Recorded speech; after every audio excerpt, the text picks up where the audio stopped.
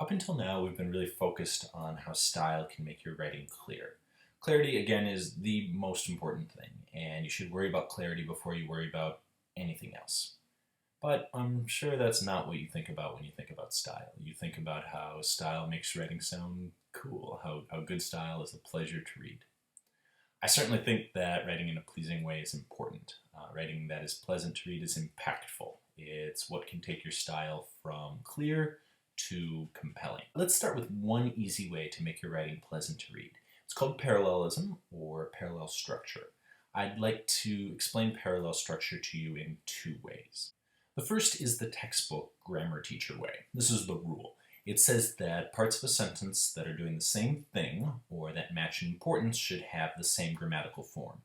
For example, if you have some nouns in a list, they should all be in the same noun form. Or if you have something like neither X nor Y, then the X and the Y should be in the same form. Okay, that was way number one. Next, I'm going to give you a way of thinking about parallel structure. Like a song, your writing has a beat, and you want that beat to stay consistent. For instance, if a song goes 1, 2, 3, 4, 1, 2, 3, 4, 1, 2, 3, 4, it would sound strange if you threw a 5 in there. 1, 2, 3, 4, 1, 2, 3, 4, 1, 2, 3, 4, 5, 1, 2, 3, 4. When you're writing, if you change the form of a word in a list, it's like throwing a 5 in there. It's perfectly parallel to say, I like to dance, to sing, and to laugh. Same, it's fine to say I like dancing, singing, and laughing, or I like to dance, sing, and laugh. But if we said I like to dance, singing, and to laugh, that's unparalleled. We have to dance but then sing ing. We have a lot to do. Constructing the factory, marketing the product, purchasing materials, no problems there.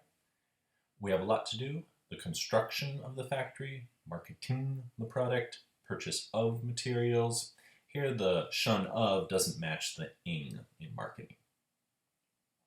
As a CEO, you have to carefully consider what you do, who you meet, and where you go. Perfectly parallel. What you, who you, where you. The unparalleled version would look something like this. As a CEO, you have to carefully consider what you do, the people you meet, and to which places you go. Both cars and trucks cause more pollution than buses. Parallel, cars, trucks, buses. Unparalleled would look something like this. Both cars and trucks cause less pollution than a bus. You not only missed your target sales figure, but also had 2 people leave to work for the competitor. Sounds good, parallel. You not only missed your target sales figure, but 2 people left to work for the competitor. This is unparalleled. In English, we always say not only, but also. Not only, but also.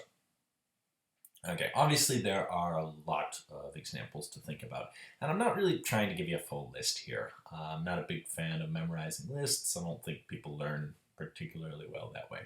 Instead, keep the rule in mind. Similar things should have the same form.